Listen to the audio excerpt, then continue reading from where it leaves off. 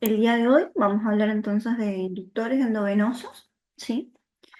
Pero antes de adentrarnos bien en lo que son la descripción de estos fármacos, lo que vamos a hacer es entender un poco en qué contexto vamos a usarlos, ¿sí? Entonces voy a empezar describiendo algunos conceptos amplios y súper generales. Bien, la anestesia general, sí, es un estado que nosotros inducimos, sí, mediante distintos fármacos, y así como lo inducimos también es reversible, sí. Los tres pilares básicos son la hipnosis, la analgesia y la relajación, a los cuales podemos sumarle, si queremos, amnesia, bloqueo autonómico, bueno, y en este caso, a kinesia me refiero justamente a la relajación muscular, sí. Esto como aspectos generales. Y los momentos, ¿sí?, que va a tener nuestra anestesia general van a ser la inducción, ¿sí?, el mantenimiento y el despertar.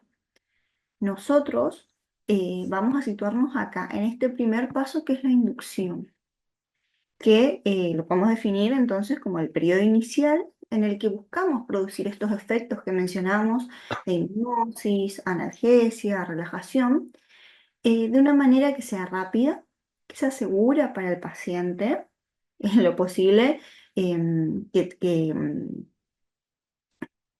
que se mantenga la estabilidad hemodinámica y ventilatoria. Eh, Bien, entonces, esto, ¿sí?, lo vamos a eh, producir a través de los inductores endovenosos, que es de lo que vamos a hablar hoy.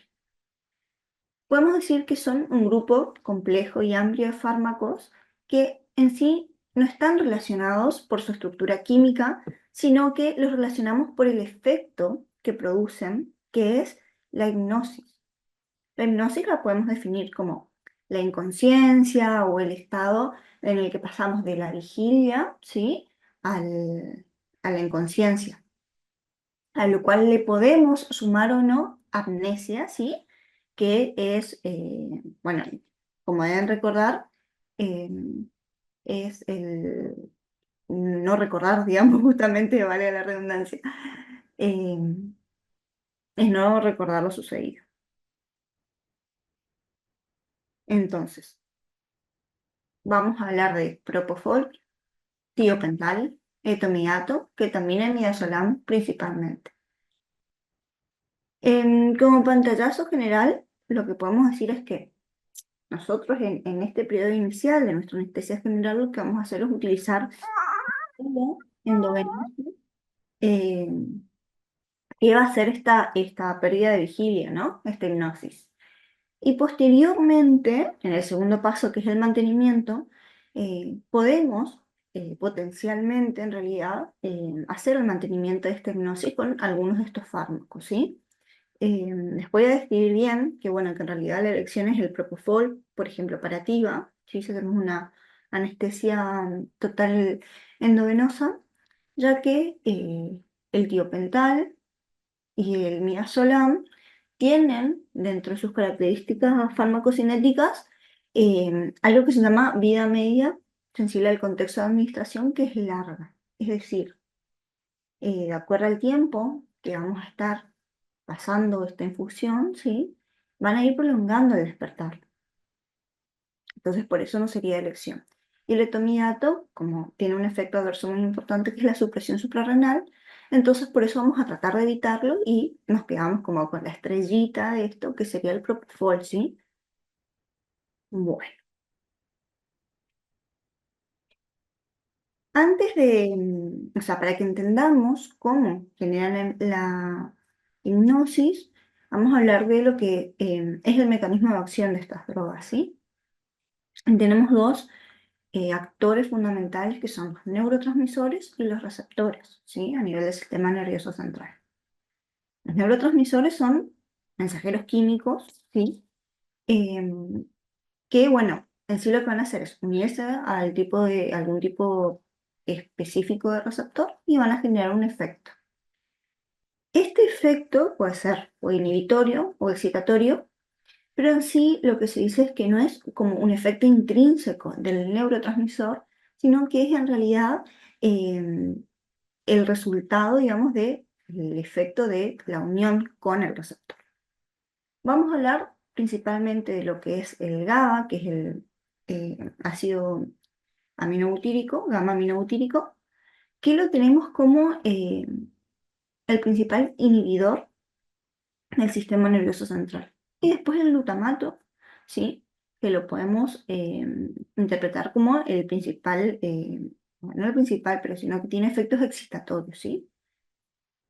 Em, el glutamato en sí se une a muchos receptores, pero bueno, a nosotros nos va a importar sobre todo en este caso lo que es el receptor NMDA o N-metil de aspartato, que en sí influye sobre lo que es la cognición y la memoria, de ahí lo que hablamos hoy de la amnesia que pueden llegar a producir o no, y bueno, el procesamiento sensorial, que está también dado, pero por otro tipo de receptor.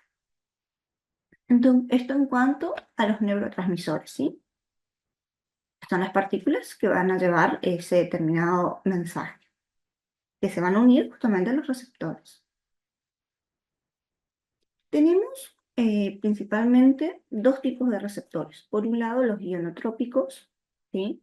Que son ionóforos, ¿sí? Son canales que interactúan a través de un ligando con justamente iones, ya sean cationes o aniones. Que el influjo de este tipo de iones va a hacer que o se hiperpolarice o justamente se produzca, perdón, un potencial de acción.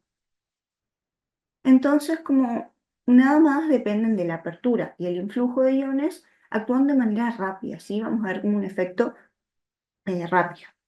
En cambio, los metabotrópicos son un poco más complejos porque tenemos el receptor, pero hasta que se produzca el efecto, además de la unión con el ligando, es decir, además de la unión con este neurotransmisor, dependen de un segundo mensajero, que es un mecanismo intracelular, que va a ser ese segundo mensajero el que va a terminar interactuando, digamos, con el ionóforo en sí. Por eso, como es todo un proceso más largo, es como una cadena, vamos a decir que estos tienen una acción más bien lenta, ¿sí?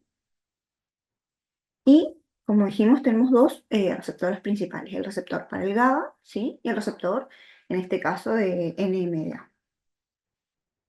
El GABA, ¿sí? Que recordemos que es inhibitorio, tiene distintos subtipos de receptores, los tipo A, B y C. Los tipos C directamente no vamos a hablar porque en realidad son muy específicos. Son ionotropos que están puntualmente en la vía de señalización visual, están en la retina, así que no nos interesa. Pero los tipo A y los tipo B sí tienen importancia en esta clase porque los tipo A son justamente estos ionotrópicos que actúan con el influjo de cloro, que lo que van a hacer es una hiperpolarización neuronal. Em, es un receptor, digamos, muy complejo, tiene muchas subunidades, alfa, beta, gamma, pero esas subunidades cobran importancia porque son los sitios justamente de unión a los fármacos que hoy vamos a hablar, ¿sí? Puntualmente, el propofol, los barbitúricos, que es el tiopental, eh, y bueno, las benzodiazepinas, ¿sí? Y los receptores GABA tipo B son metabotropos, entonces son más lentos, y lo que hacen es también interactuar con el calcio. Si al inhibir la entrada de calcio, entonces lo que van a hacer es evitar la despolarización. De esta manera, entonces, básicamente lo que hacemos es, si recuerdan, este vendría a ser como un gráfico de lo que es la despolarización, ¿no? La producción en realidad de un potencial de membrana. Tenemos el potencial de reposo, ¿sí? Se produce acá la despolarización justamente por un influjo de iones con carga positiva, cationes. Entonces, una vez que supera el umbral, se genera la despolarización y después la repolarización cuando se vuelve a potencial de transmembrana a través de los aniones. Justamente al meter más cloro adentro de la célula, lo que nosotros hacemos es este estado de hiperpolarización, es decir, nos alejamos mucho más de lo que es el umbral, ¿sí? De la producción del potencial, entonces de esta manera se genera como este efecto inhibitorio, digamos, que sí nos va a generar la hipnosis posteriormente. Y después tenemos el receptor NMDA, como dijimos, que actúa más a nivel de lo que serían los cationes, ¿sí? Sodio, potasio, calcio, ¿sí? Que lo que van a hacer es justamente, al unirse al ligando, van a hacer que entre en estos cationes y van a generar esta parte del potencial que es la despolarización. Repaso entonces para resumir. Sobre los receptores inhibitorios van a actuar el propofol, el etomidato, el tiopental y el midazolam, ¿sí? Eh, y sobre los receptores NMDA va a actuar la ketamina, que en realidad no es un agonista, sino que es un antagonista. Al bloquear el efecto de este receptor, vamos a inhibir, digamos, esta excitación neuronal. Bien. Ahora sí, entonces, una vez que entendimos, ¿sí?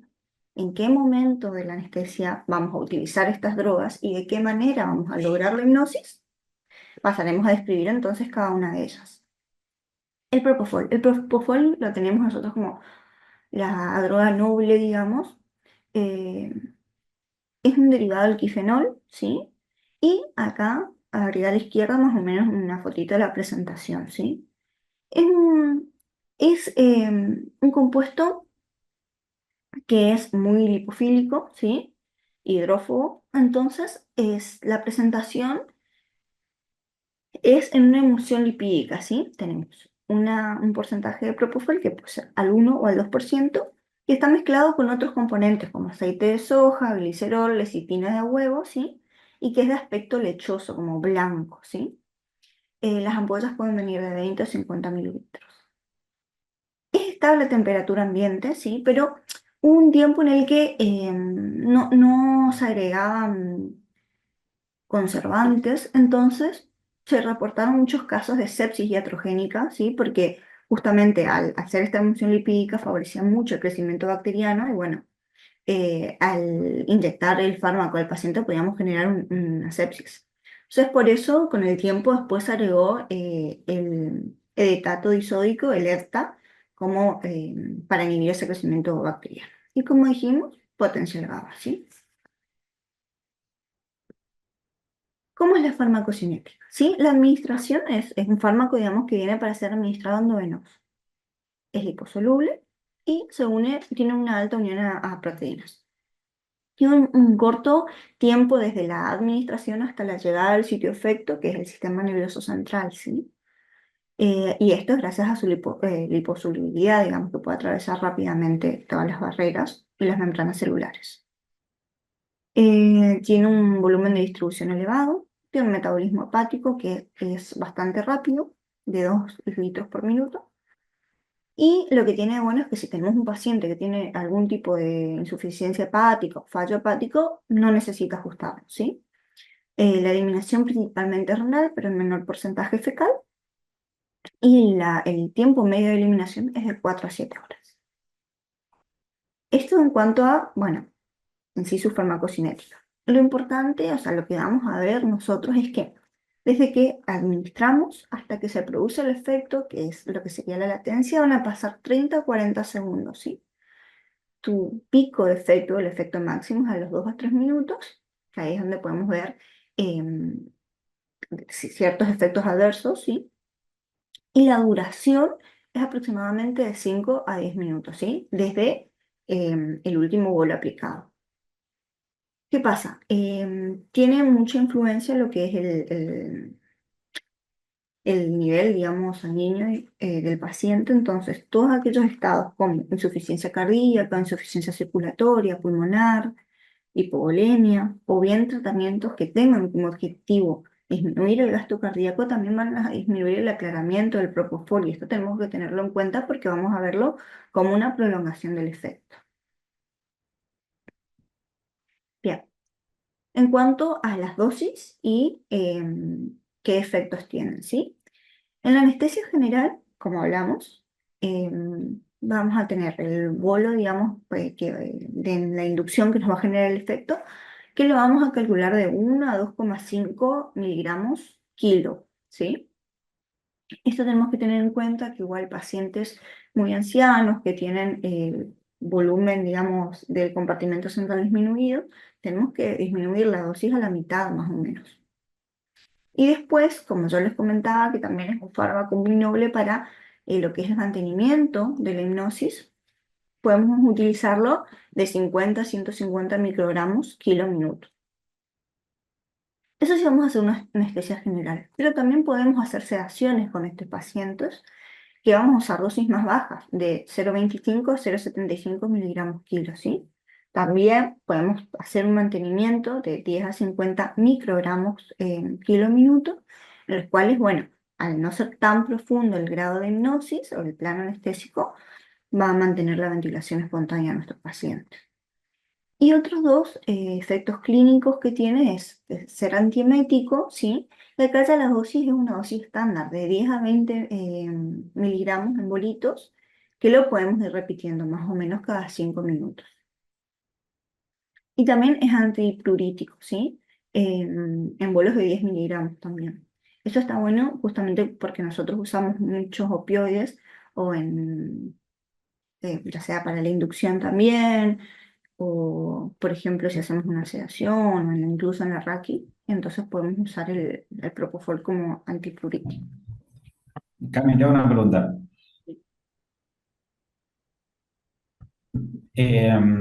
¿A quién le mostraste la clase antes de darla? Gonza era mi tutor, Gonza Castillo. ¿Y no te dijo nada de las dosis y todo eso? Sí, las dosis nos basamos en el Miller. Bueno, hay un error de concepto en Bien, esto. Primero que el fin de efecto del propofol no se da por metabolismo, entonces si el paciente tiene alteraciones del metabolismo no te interesa, porque el fin del efecto del propofol se da por redistribución. redistribución del B1 hacia el espacio, hacia el B3 y B2 y B3. O sea que si el paciente lo metaboliza o en una exposición continua te puede cambiar, pero en una inducción el efecto va a ser el mismo para el paciente tenga o no alteración del metabolismo. Y segundo, la dosis de sedación no es dosis de sedación, porque lo que Miller da como sedación es una sedación, por ejemplo, como para hacer tos de Miller, que el paciente esté sedado para una cirugía que tiene una RACI.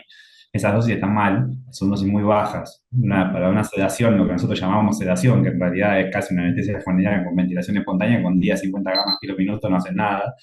Así que eso después habría que corregirlo. Bien, Más, te diría que las dosis que vos ponés de mantenimiento de 50 a 150 gamas kilo minuto, esas son las dosis que nosotros tenemos como dosis de sedación. Pero el error de concepto es el error de concepto con la bibliografía de lo que es una sedación. Ellos llaman sedación, la bibliografía llama sedación a mantener a un paciente tranquilo, con el cual vos podés hablar, pero está relajado, tranquilo, como si vos le das midazolam para que esté tranquilo para una cirugía que tiene una regional.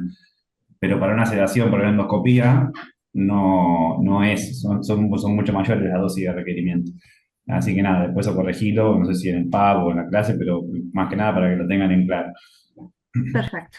Sí, sí, había visto también, pero de bibliografía de acá, que también otra manera de hacer el mantenimiento es dosis de 10, 8 a 6 miligramos kilo minuto. Bien. Eh, Miligramos kilo hora. Kilohoras, perdón. Sí, Sí, sí, sí, vos el kilohoras. propofol, generalmente para que no sean números tan grandes, lo hacemos en miligramos kilo hora. Horas, No sí, sí, sí. importa, 10 miligramos kilo hora, no sé, los primeros 10 minutos, media hora, depende de lo que leas.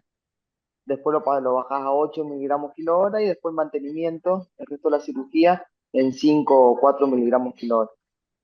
Pero si vos lo multiplicás por 16,66, lo pasás directamente a microgramos kilo minuto, ¿sí? Entonces, si son 10 miligramos kilo hora, serán 166 microgramos kilo minuto, es lo mismo, ¿sí?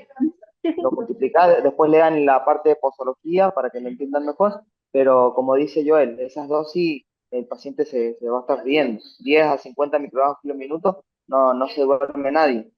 ¿Sí? No tenés por qué saberlo, te lo digo, porque es para que no lo vayas a hacer porque el paciente no se va a dormir nunca. Bueno, Perfecto. chao, chao. Bien, muy bien. Bueno. estamos. Entonces aclaramos que el mantenimiento lo tenemos que hacer con dosis un poco más elevadas en este caso. Bueno, terminando con la farmacocinética, vamos a pasar a la farmacodinámica, que es así los efectos que vamos a ver. A nivel del sistema nervioso central, como dijimos, es un hipnótico, nos va a dar este efecto de amnesia anterior, disminuye presiones intracerebral, intraocular, y es neuroprotector, sí, más que nada por el anillo fenólico que tiene su estructura química. Pro o anticonvulsivante. Esto es, digamos, a dosis muy más bajas, lo que hace es actuar, digamos, en la parte talámica o subcortical en realidad sería, que ahí puede llegar a hacer un efecto proconvulsivante, pero en dosis óptimas funcionaría en realidad como anticonvulsivante, ¿sí? Eh, bueno, tiene una buena sensación al despertar, el paciente eh, puede llegar a expresar que, digamos, que tiene una buena sensación y, como dijimos, es antiemético central porque en realidad lo que hace es actuar a nivel de la zona central que está en el bulbo, digamos, del centro emético. Eh, a nivel cardiovascular, o sea, de por sí puse la flechita hasta acá porque sí es como un gran depresor, digamos. Genera hipotensión. Esto, bueno, si recordamos rápidamente de fisiología, lo que hace en sí es hacer una gran vasodilatación, entonces disminuye las resistencias vasculares periféricas, nos genera hipotensión, además disminuye la precarga también, por lo tanto nos va a disminuir el volumen sistólico. Como ya había dicho, también los receptores, estos actúan también sobre el influjo de calcio, entonces también funciona como inotrópico negativo, es simpático lítico central, ¿sí? Entonces, vamos a tener un paciente que va a estar hipotenso, pero a su vez, como es simpático lítico y además también inhibe lo que es este reflejo vasoreceptor que se da ante la hipotensión, que normalmente aumentaría la frecuencia cardíaca, en este caso está bloqueado, así que en realidad, o incluso puede producir una bradicardia también. Pero bueno, en sí es depresor cardiovascular. Em, a nivel de lo que es vía aérea, ¿sí? Respiración, relaja la musculatura laringea, faringea y disminuye los reflejos de vía aérea superior, lo cual es un efecto favorable al momento de la intubación. Pero bueno, ahí ojo con la bradicardia que mencioné antes, ¿no? Porque al estimular, digamos, lo que es el tono vagal, nos puede hacer bradicardias muy profundas, entonces algunos aconsejan atropinizar antes de realizar la maniobra, ¿no?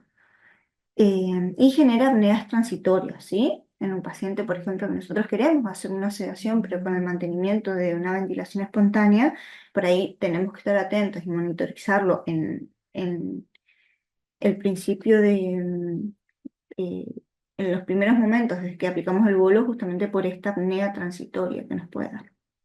Y además puede generar movimientos involuntarios.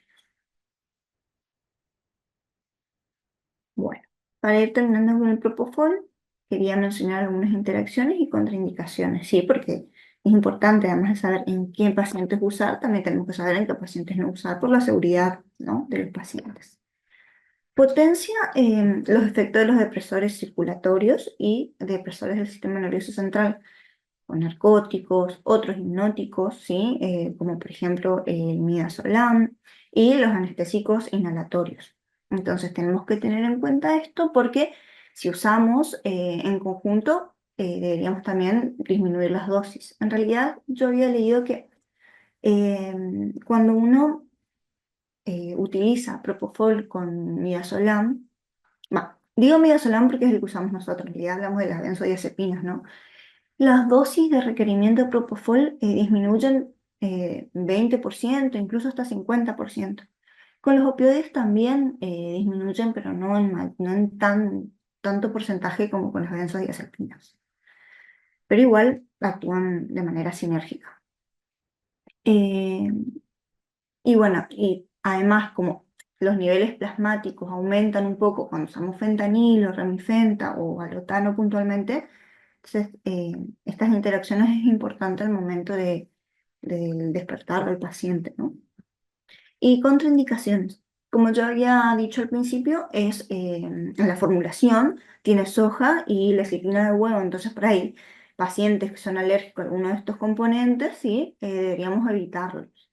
También en pacientes hemodinámicamente inestables, por esto que dijimos que tiende a ser cardiodepresor, y más que nada eso. Bien. ¿Alguna aclaración o podemos seguir al próximo fármaco? Bien, seguimos. Todo bien, Cami.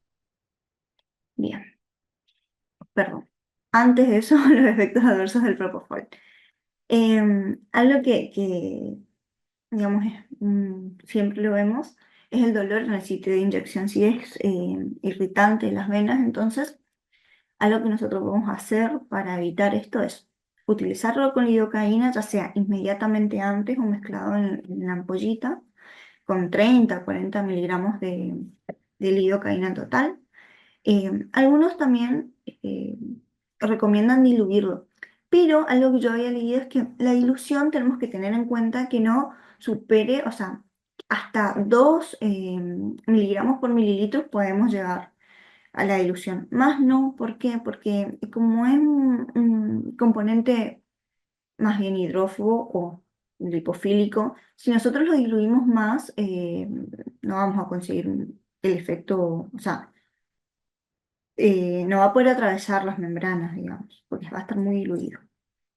Bueno, podemos elegir venas de mayor calibre o incluso enfriarlo.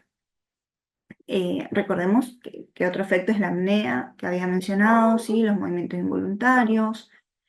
Y nada, como tiene el anillo fenol este en su molécula, que además de que le favorece perdón, la protección a nivel del sistema nervioso central, también puede tornar la orina de color verdoso. Y otra cosa es la intolerancia a lípidos o trastornos lipídicos. ¿Por qué?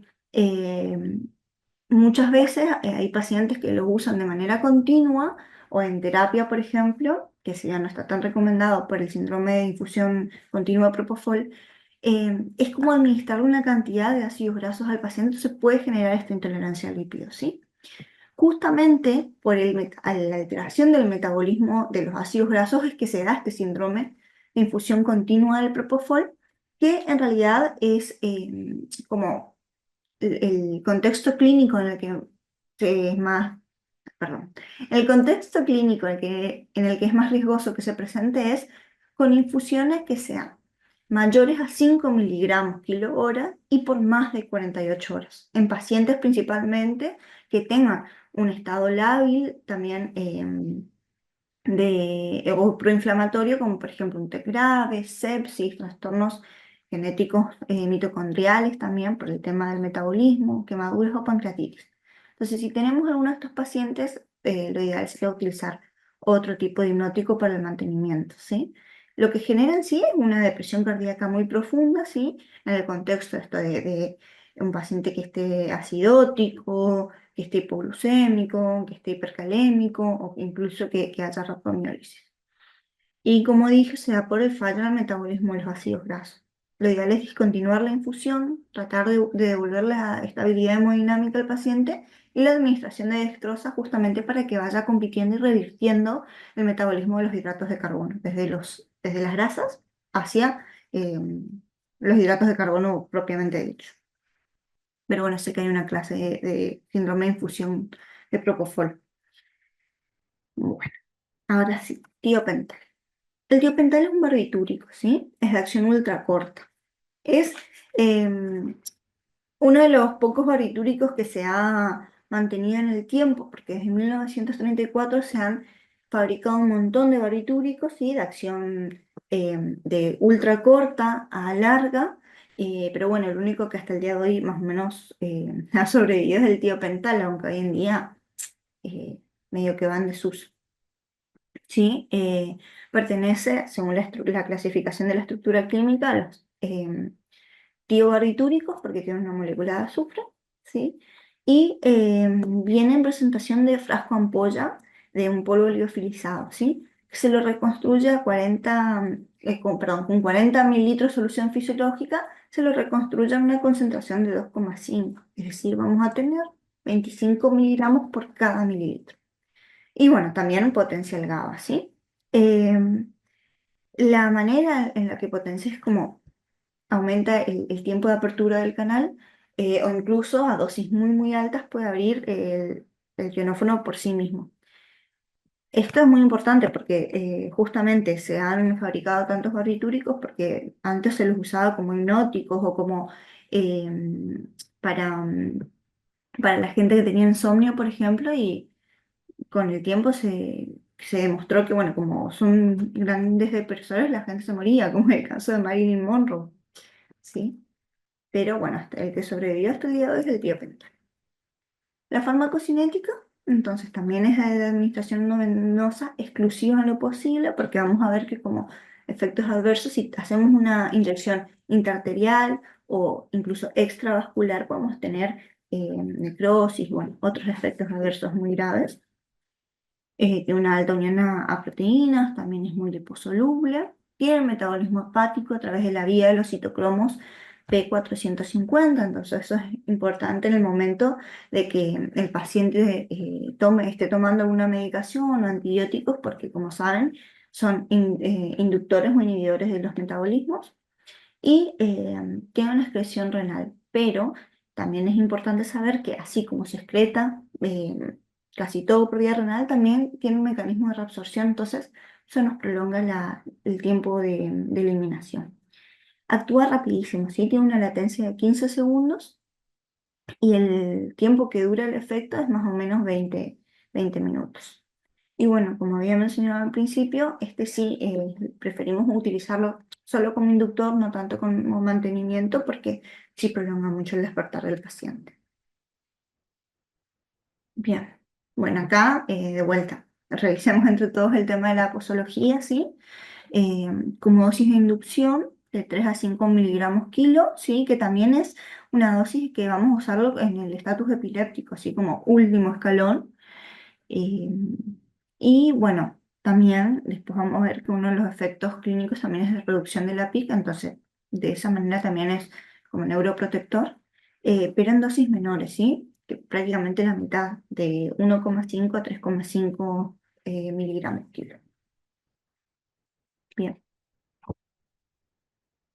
como dijimos, es un depresor, pero es un depresor no selectivo, entonces también vamos a tener depresión en muchos de todos los tejidos que sean potencialmente excitables, ¿sí? En el nivel del sistema nervioso central es hipnótico, es anticonvulsivante, como mencioné, eh, es a nivel del sistema cardiovascular, bueno, también es hipotensor, además es simpaticolítico, pero en este caso no inhibe este reflejo varoreceptor, entonces es un paciente que va a estar hipotenso, pero bueno, va a poder compensar con una taquicardia, ¿sí? A nivel respiratorio, ¿sí? También es depresor, disminuye el BT, disminuye la respuesta del centro respiratorio al dióxido de carbono, pero el tema es que además genera cialorrea y potencialmente y tampoco inhibe los reflejos de diaria. Entonces, por ahí si estimulamos mucho a un paciente que está en un plano intermedio, podríamos tener controversialmente, digamos, laringoespasmo o broncoespasmo. Y también genera apneas transitorias. Bueno, básicamente en las interacciones, además de lo que he mencionado de que tengamos en cuenta el tema de la vía del citocromo P450, una pavada, pero que no es menor, es que cuando vamos a usar el tiopental usémoslo en una jeringuita solo, porque precipita con los relajantes musculares, con la ketamina, con las benzodiazepinas, ¿sí? Bueno, y esto de que disminuye los efectos del anticoagulantes, dioxinas, betabloqueantes, es por el metabolismo.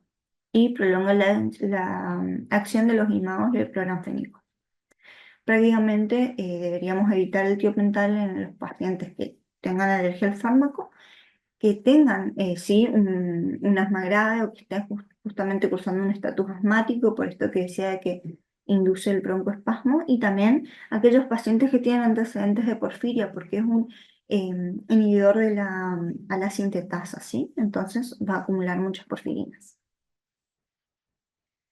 Efectos adversos. Bueno, ya nombramos 10.000 veces la depresión cardiovascular, respiratoria, ¿sí?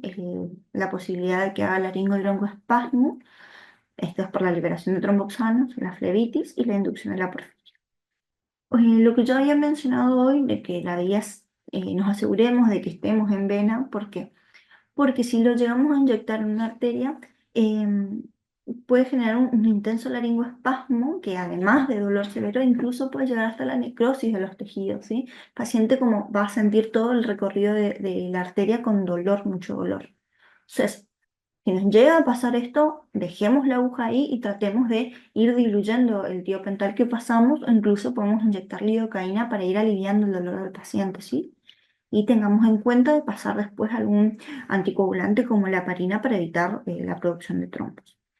Y otra cosa que tiene es que tiene un pH demasiado alcalino, ¿sí? Cerca de 10 a 11, que eso es lo que potencialmente, digamos, si lo inyectamos en el tejido fuera del intravascular, podría llegar a generar necrosis tisular.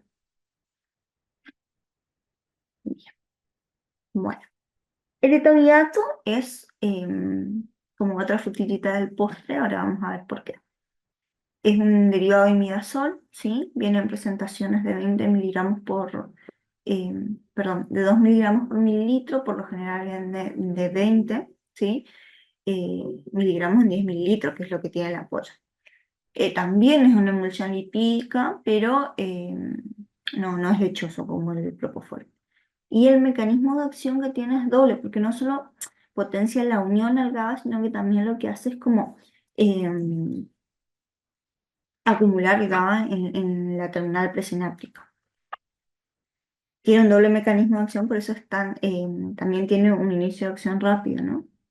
También se administra endovenoso, es lipofílico, no tiene tanta unión a proteínas como los anteriores.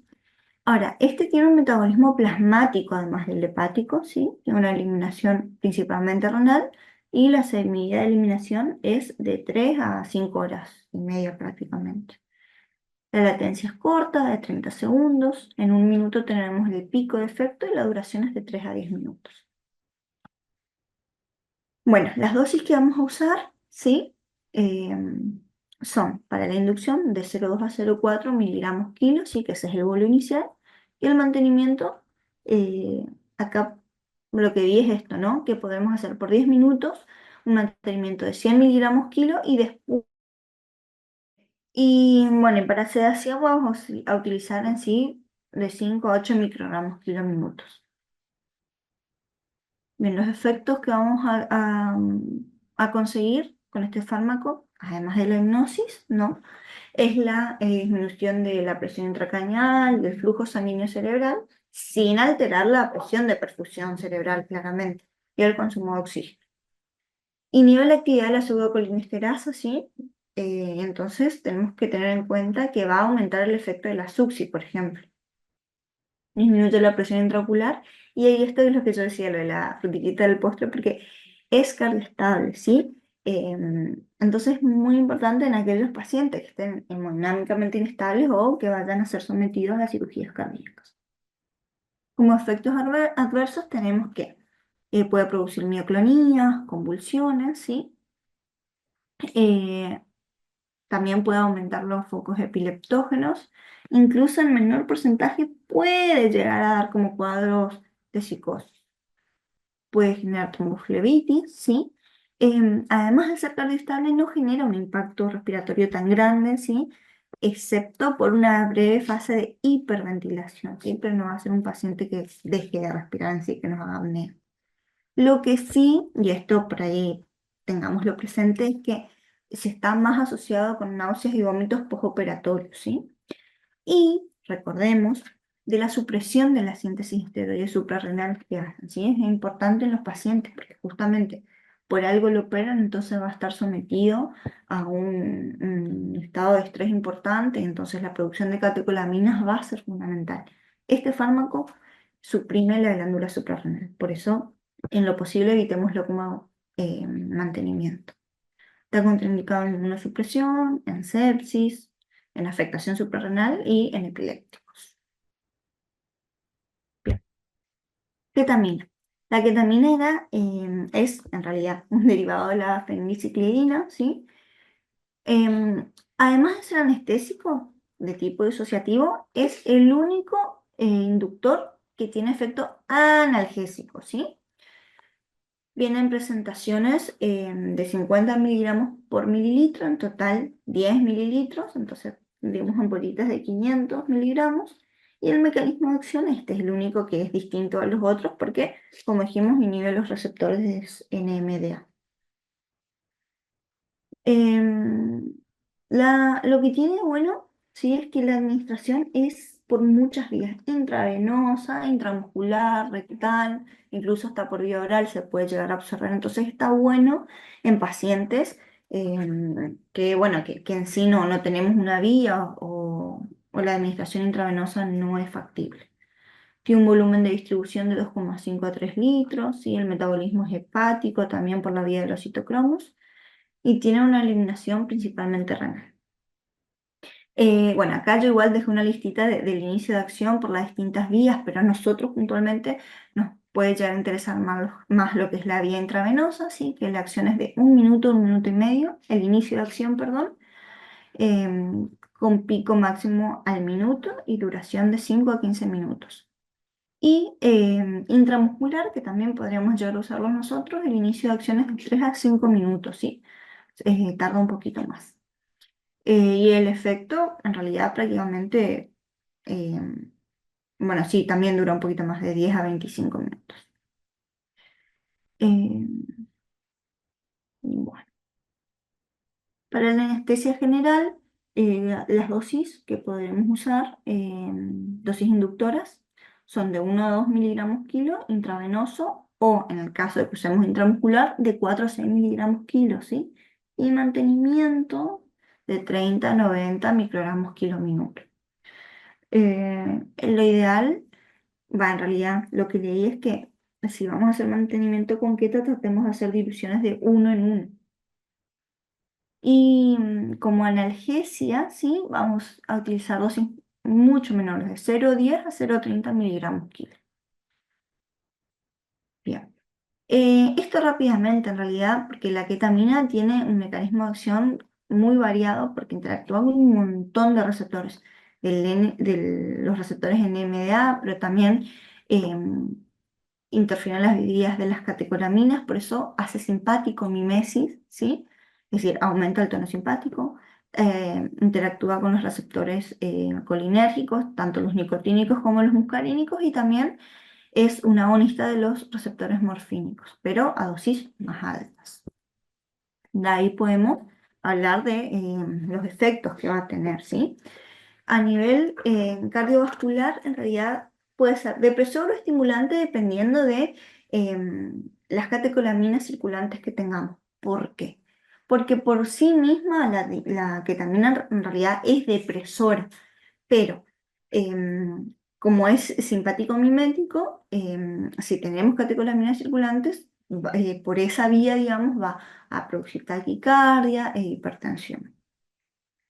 En cuanto a la parte respiratoria, sí, también genera cialorrea. La depresión respiratoria es mínima, pero por ahí lo que tiene bueno es que por acciones beta mediadas puede ser broncodilatadora, que en sí no lo hace una indicación fundamental para un paciente asmático, pero si tenemos un paciente con asma grave, podríamos utilizarlo. A nivel del sistema nervioso central, ¿sí? Genera una profunda antinocicepción. Esto está bueno porque va a inhibir un mecanismo que se llama de WINAP, que cuando la suma, digamos, de estímulos nociceptivos llega a un punto que hace una sensibilización muy marcada del sistema nervioso, ¿sí? Esto puede cortarse con la queta. Y además genera este estado disociativo que es funcional y electrofisiológico. Es decir, vamos a tener un paciente que va a estar como en un efecto de como onírico o como de delirio, pero si le llegamos a hacer un electroencefalograma también vamos a ver esta disociación entre las ondas. Bueno, la ketamina aumenta la presión intracraneal y el flujo sanguíneo cerebral y puede también inducir un estado cataléptico y generar nistagmos. Bueno, interacciones. es que básicamente esto que decíamos de la simpaticomimesis puede ser disminuida con los halogenados o el diazepam.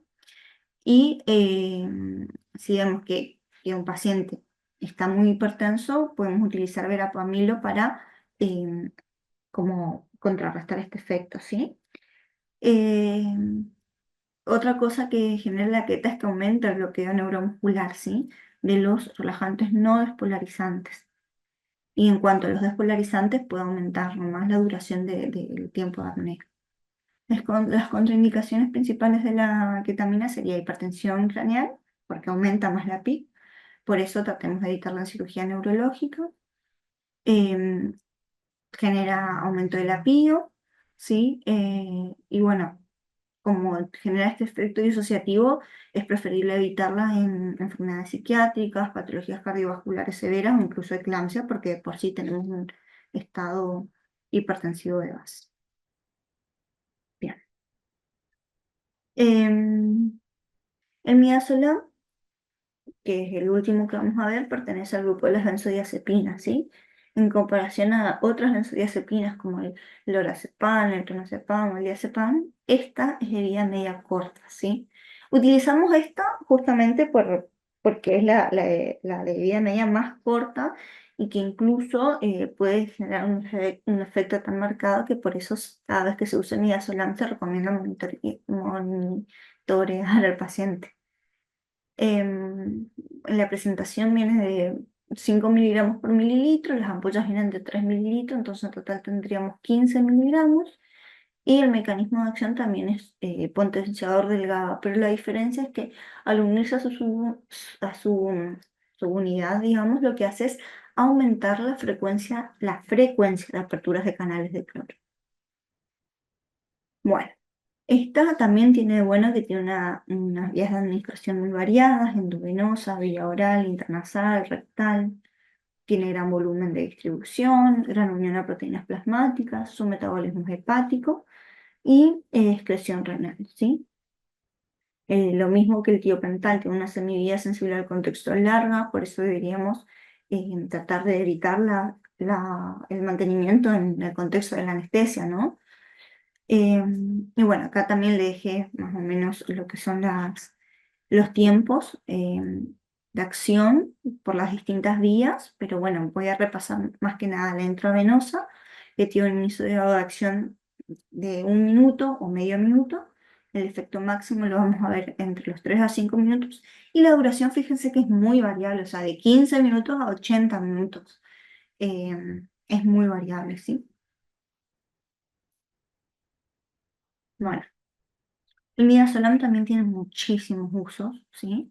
Que esto, en realidad, algunos son dosis dependientes y otros no. Te voy a explicar cuáles son de cuál. Lo que tiene es que para la inducción, por ejemplo, se pueden hacer una prueba de sensibilidad. Es decir, administramos 0,04 miligramos kilos de mida y ahí vemos cómo responde el paciente. Si está muy despierto, tendríamos que hacer un bolo seguido de 0,20 miligramos kilo.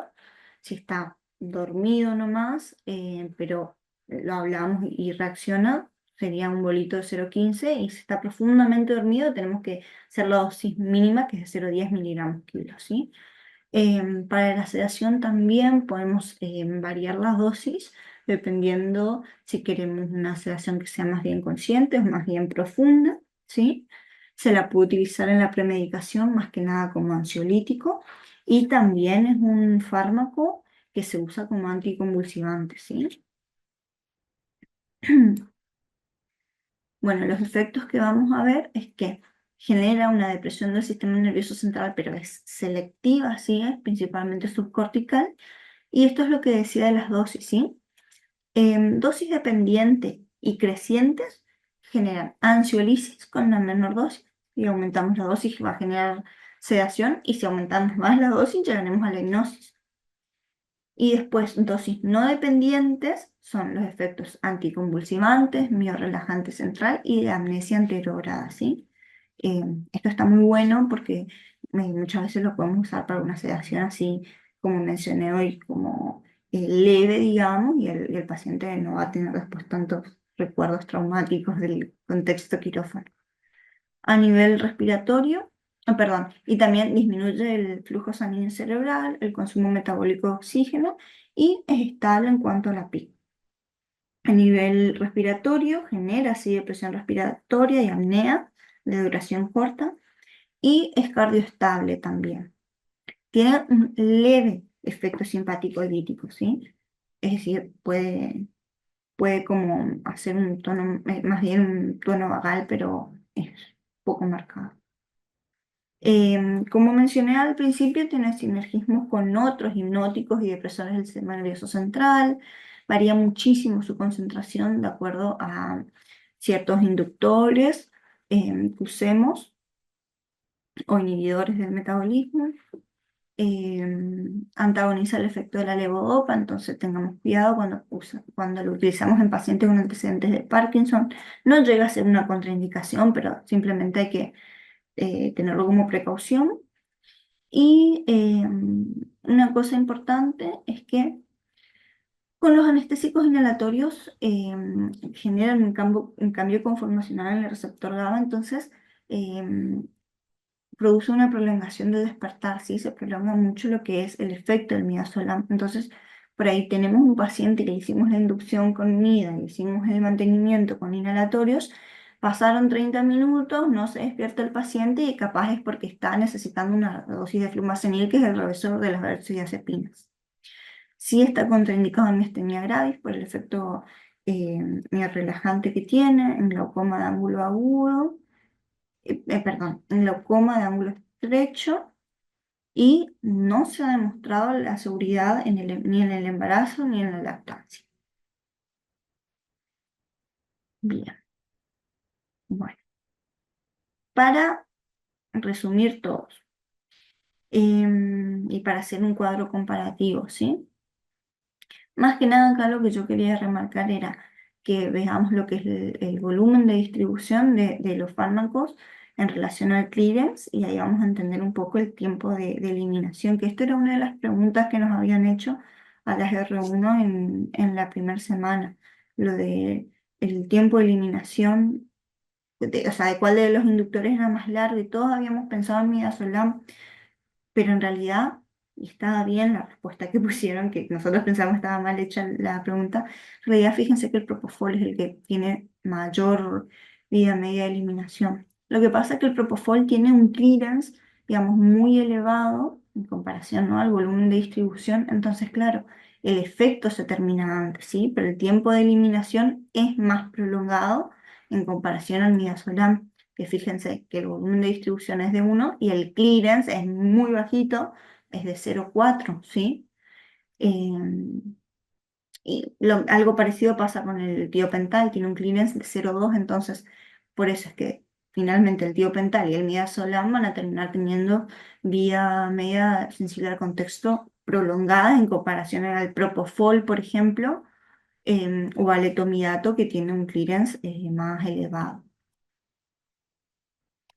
Y esto es nada más para un mini resumen así rapidísimo. Recordemos que el propofol podemos usarlo en dosis de inducción de 1 a 2,5 miligramos kilo, pero disminuyamos la dosis en pacientes ancianos y de todos los que vimos es el que es más útil para TIVA o el mantenimiento, ¿sí? Pero genera depresión, tanto cardiovascular como respiratoria.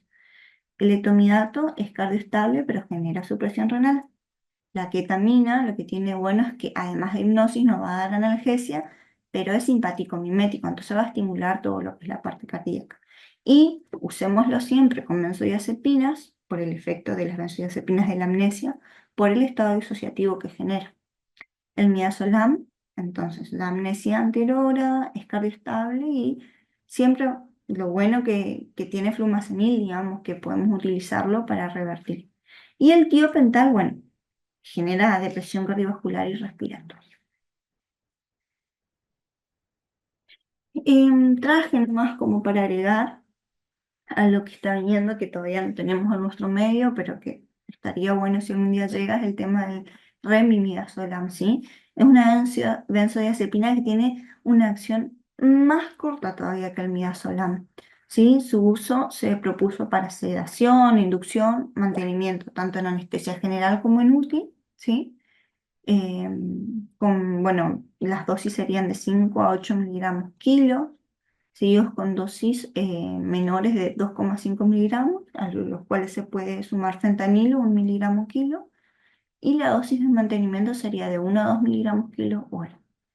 Tiene un volumen de distribución pequeño y la vida de eliminación es muy corta, por eso está bueno, digamos, para el mantenimiento de de la hipnosis y se da justamente, esto es tan corto porque el metabolismo es por hidrólisis, ¿sí? Y bueno, tiene un buen perfil de seguridad, tiene un impacto cardiovascular menor que el propofol, aunque puede generar desaturación transitoria, aunque tiene un mantenimiento de la ventilación espontánea, aunque hagamos sedaciones bastante profundas, no necesita ajuste en pacientes que tengan ni insuficiencia hepática ni insuficiencia renal. em, el tema es que, bueno, se puede administrar por vía intranasal, además de intravenosa, pero también por vía gastrointestinal. Pero bueno, genera mucho dolor en lo que es la administración intranasal. Y como toda benzodiazepina, también puede inducir tanto tolerancia como el potencial abuso. Recordemos que cuanto eh, menor sea la duración de las benzodiazepinas, mayor será el potencial de abuso, ¿no? Y puede revertirse con flumazenil también. Bueno, ¿cómo vienen? Porque tengo algunos casitos, pero si están muy dormidos, si quieren los dejamos. Vamos bien. Ah, demostralo. Bueno, despertémonos entonces. Justi, el primer caso le hice más que nada para que pensemos entre las dos. A ver, ¿qué podría pasar si un día viene algunos de los de traumato, viste que no son muy médicos que digamos? Ponele que viene uno de nuestros pares y nos dice, ¿no? Que tienen un paciente al que necesitan hacerle una reducción, pero cerrada, por una luxación de tobillo. ¿Qué pasa? El paciente está muy inquieto, ¿sí? Está incontrolable por el dolor, pero no tiene criterio de subir al quirófano.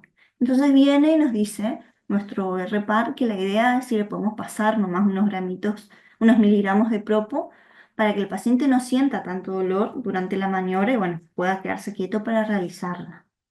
¿Vos qué pensás? ¿Que sería una indicación correcta pasarle nada más que propofol en este contexto, como para dormirlo y tranquilizarlo? Podría ser o no, capaz un poco de midazolam también si está muy inquieto. No sé. Bien. O sea, si le pones propoimida, ¿con qué finalidad, digamos? ¿Para que hagan sinergia o por qué le agregarías mida? Capaz para que se calme un poco cuando llegue y después dormirlo. Ok, Justi, pensá que tiene el tobillo roto y tiene dolor. Entonces lo que te está preguntando ella es cuál de los inductores podemos usar que nos produce, aparte de una sedación, es hemodinámicamente estable y es analgésico. Eh, la ketamina era el único analgésico, ¿no? Bien, bien. Eso es Y lo que después, pregunta a dónde va Cami, me parece, ¿no? exacto, sí. Mi pregunta era esto, justamente, que nos acordemos que el propo, a pesar de que genera hipnosis y amnesia, no genera analgesia. Entonces, podemos reemplazarlo por ketamina, que en ese caso sí deberíamos usar mida, ¿no? O bien lo que pensé es que decir, no, che, no podemos pasarle únicamente propofol porque igual va a seguir estimulándose por el dolor, entonces le podemos añadir, por ejemplo, unas gamas de Fenta también, como hacemos en las sedaciones por las colones. Como tenemos un estímulo doloroso, necesitamos algo que atacar eso también. ¿Está bien? ¿O alguna corrección? No sé si está bien pensado. Son casos hipotéticos. Está bien pensado, está bien pensado, está bien. Bien. Bueno, Es lo que yo haría si ahora me llaman de un lugar como La Guardia y encima hay que pensar de que si vas a hacer eh, anestesia a un lugar como ese, no tenés todo lo necesario a mano y rápido para manejar una vía aérea. Exactamente. Por lo menos tenemos que ponerle mínimo un SATU, ¿no? Para ver cómo está el tema de la saturación y eso, que no se nos deprima tanto. Bien. Bueno, y este otro caso sí es para que lo hagamos entre todos, ¿sí? Bien. Tenemos un paciente masculino de 37 años, ¿sí? De edad, que sufre un siniestro vial con fractura expuesta del fémur, que al ingresar se lo evalúa somnoliento, confuso, está pálido, está taquicárdico, sudoroso y con tendencia a la hipotensión. Como el paciente está somnoliento, nosotros hacemos una anamnesis indirecta, ¿no? Al familiar le preguntamos eh, todo lo que queremos saber. En este caso, el familiar nos refiere que ha sido sometido a procedimientos previos de anestesia, que le realizaron una sedación y que lo que recuerda es que él piensa que le hizo mal porque le pasaron un fármaco parecido a una leche que su hijo le dijo que le hizo doler mucho el brazo. Acá hice dos preguntas, ¿sí? En este paciente que está inestable hemodinámicamente, ¿qué inductor utilizaríamos? Podríamos usar el Tomidato. Bien. Sí, yo lo pensé por ese lado, ¿no? ¿Y Porque lo del Propofol lo llevaste como que era alérgico o solo que le hizo doler? no, justamente esa es la otra pregunta, ¿no? Ah, perdón. ¿Qué fármaco pudo haber sido? Sí, Propofol. Y eso, esto de que le hizo doler nomás, ¿realmente nos contraindica el uso? Y no, porque es No, uno de claro, los efectos adversos. exacto. Que, por ejemplo, eso es lo que hablamos hoy, ¿no? De que hay medidas para evitar este dolor local. ¿Te acordás, Justi, qué podemos hacer? Eran 30 o 40 miligramos de lío, antes o junto con el Propofol. Mm, ¿Alguien quiere agregar algo más? No sé si escuché Tomidato, pero hablaron de la queta en este caso también. No, Eso. No. bien, la queta también podría ser, Puede ser un muy buen inductor para este caso también la ketamina. exactamente. Yo quería Ujú. eh, aclarar algo sobre que ya me parece que lo hemos hablado. ¿Ya terminaste con los casos, Cami? No, hay otra parte, pero es del mismo Ah, caso. bueno, listo, Bien. listo. Entonces, seguimos. Em, Le preguntamos al paciente, ¿está bien? ¿Lo sedaron? ¿Por qué? Entonces, al indagar sobre el motivo de la sedación, el familiar refiere que fue por una endoscopía, ¿sí? Una endoscopía doble, que le habían indicado por cuadros reiterados de dolor abdominal, con vómitos, orina color oscura, sensación de dolor y hormigón en piernas y brazos, y periodos en los cuales notaba un cambio de comportamiento social, pero que estos cuadros duraban poco y se repetían de vez en cuando. ¿A alguno se le ocurre qué puede ser?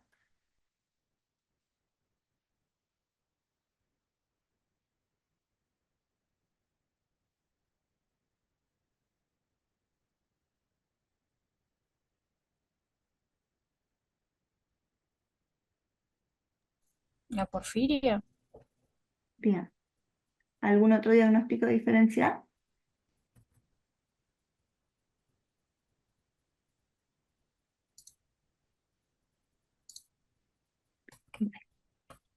Sí, revisando la historia clínica, confirmamos que el paciente fue diagnosticado con porfiria intermitente aguda, luego de una serie de estudios.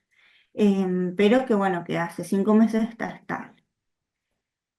¿Cambiarían el inductor para este paciente?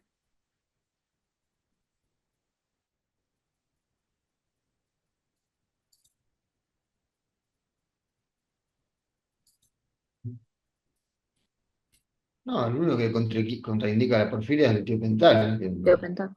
claramente no lo vas a usar en un caso de un shock hemorrágico, como parecería ser el caso del paciente. Exactamente. Sí, para agregar, yo había leído algunos casos que decían que si bien el etomidato puede ser un inductor de la ala sintetasa, en realidad se ha demostrado in vitro y principalmente en estudios de animales. Entonces, en el humano, digamos, es un gris. En este caso, yo, con mi nula experiencia, lo que pienso es prefiero que el paciente tenga, o sea, el efecto cardioestable a lo otro. No sé si opinan lo mismo.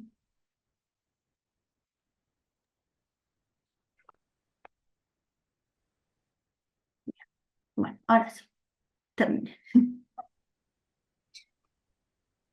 Cami, muy bueno. Yo quería agregar que ya lo hemos estado hablando en otras clases y Ujú. no sé si te acordás que Gonza Castrillo y Gonza Pepe también pasaron un artículo y yo llegué como a algunas conclusiones en cuanto a la estabilidad hemodinámica, que es algo que medio que seguimos repitiendo porque es verdad que está en la bibliografía tanto del propofol como de la ketamina, que terminan quedando como que son efectos, como que son contraindicaciones, tanto que esté inestable hemodinámicamente para usar propofol, como que, por ejemplo, no sé, la cirugía cardíaca, la ketamina. En el caso de la ketamina, lo que dice es que si bien aumenta un aumento del flujo sanguíneo cerebral, no hay evidencia sobre neuroprotección, pero sí que no aumenta la PIC, que no aumenta en realidad la PIO y que se podría usar en cirugías de neuro. También que se podría usar en cirugía cardíaca, obviamente teniendo en cuenta la estabilidad del paciente, que se ha usado también ketofol, sigue usando propofol y ketamina, y que se demostró, también Joel, que han rotado en España, o Santi, nos comentaron que se usa un montón, eh, mayor estabilidad hemodinámica, menos requerimiento de vasopresores, así que en realidad ambos se usan, se individualiza. En el caso del propofol también dependiendo de la dosis, la velocidad de infusión, eh, se puede utilizar en pacientes que no estén, no digo que estén inestables hemodinámicamente, pero sí que ya sea para cirugía cardíaca y demás, no está contraindicado.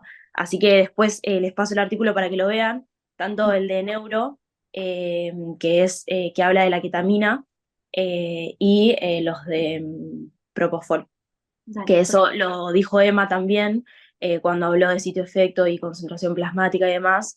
No sé si se acuerdan, Sí, nada, que también lo explicó Joe muy bien, para que no quede que es una contraindicación la inestabilidad para el propo, y para la queta, que no se puede usar en cirugía de neuro o en pacientes que son cardiovasculares, porque ambas se usan hoy en día. perfecto. Eso. Sí, sería más como una precaución antes que una contraindicación. Sí, lo del ketofol me mandó Gonza, mi tutor, pero sé tantas cosas y hice tan larga la clase que no quise seguir agregando. Si No, no quieren, está bien, yo para que no quede capaz como que nos quede así para leerlo y para verlo y que no nos quede como que es una contraindicación nomás. sí. Pero Pero es bueno, bueno porque por ahí podríamos probar, ¿no? O no sé, alguna vez eso de las sedaciones con ketofol también, para ver. Yo siempre veo que hacemos Fenta y Propo nada más. Pero bueno, está. Cami, Muchas gracias por los diste apuntes. una buena clase. Está bueno cómo organizaste las diapositivas. Está bueno la cantidad de información que le pusiste. Esos errores que tuviste son los normales que uno tiene al principio porque cree que, no sé, sacando el Miller vas a tener siempre la mejor información. Hay que tratar de buscar algún que otro artículo más actualizado porque el Miller usa artículos viejos. Eh, las últimas ediciones ya están un poco desactualizadas, pero la verdad que muy bien, te felicito. Bueno, muchas gracias, chicos. muy Y buenas perdón. podcast, a mí me encantan. Bueno, gracias por Muy buena, escuchar. Cami. Chicos, una Entonces, también. consulta. ¿Qué es lo que dijo Marce del nido y propo y microembolias? No sé lo de microembolias. Ah, lo que también me quedó con ruido era lo de diluir el propo, ¿no? Por el tema de que yo digo, y cuando hacemos una infusión de propo y Claro, ponemos 5 ampollas en 400, ¿qué pasa? eso lo Creo que el expliqué límite como, estaba en 2 miligramos kilo, ¿no? Para que no pase eso. eso lo expliqué como el tuje. La idea es hacer la dilución con un límite de 2 mililitros por miligramo, 2 miligramos por mililitro, porque si lo diluimos más, digamos, nos va a quedar, no va a llegar a las células. Y cuando nosotros hacemos la infusión, ellos usan 5 ampollas en 400 de fisio, que 5 ampollas son 100 Estamos justo mililitros, ahí. sí, en 400 de fisio, entonces ahí tenemos el volumen total de 500. Bien. Ah, bueno, perfecto, perfecto. Entonces, o Ok, sea, entonces hay una concentración específica en la que se puede y es esa. Perfecto, perfecto. Pues me quedé ahí recalculando a ver si entonces lo yo lo estamos. que, sí, lo que leí es como que, o sea, vos podés diluirlo de otra manera, pero la idea es para que no pierda efecto el propo, digamos, si no pierda esa lipofilia, liposolubilidad. Pero puedes hacer más concentrado y más diluido no. Bueno, ¿Ahí se me escucha o no? Sí, se escucha, Muy Santi. bajito, Santi. La combinación del propo con la lidocaína, los combinan. No se escucha nada, Santi, estás adentro de la casa del Chavo. No, anda mal la computadora. Ahí sí, habla fuerte que se escucha. Grita. Acércate, Lauri. Que se vio que cuando combinan la lido con el propo, hay estudios que se vieron embolismo pulmonar. ¿Escucharon? Dijo que cuando hay estudios que se demostró que cuando se mezcla lido con propo, se produce émbolos que terminan en un embolismo pulmonar. Perfecto, ¿What? entonces, Entonces hay que pasarlo aparte en todo caso. antes, claro. Y claro, primero la lipo. Bien. Ah, Yo siempre lo paso por separado, pero hay veces sí, mucha gente le pone lido al propo. sí, a la misma jeringa. Eh, no me gusta cuando hacen eso. Sí, porque aparte igual te cambia como nada, la concentración, es rari, ¿viste? Y además no tiene sentido, porque no dejas al alarido que inicie su acción para evitar, digamos, la irritación, el dolor que genera la irritación Claro, Tal sí. cual. del cuerpo en la vena, así que tampoco tiene mucho sentido hacerlo Es como así. cuando hacemos la raki. Infiltramos y esperamos un ratito. Y En por eso, anestésicos locales, tiempo y volumen. eso. Por eso había visto, digamos, había puesto, perdón, eso de que también otras herramientas son como pasarlo así frío. Vieron que lo mantienen en la heladera igual para guardarlo y como pasarlo frío y en una vena de mayor calibre.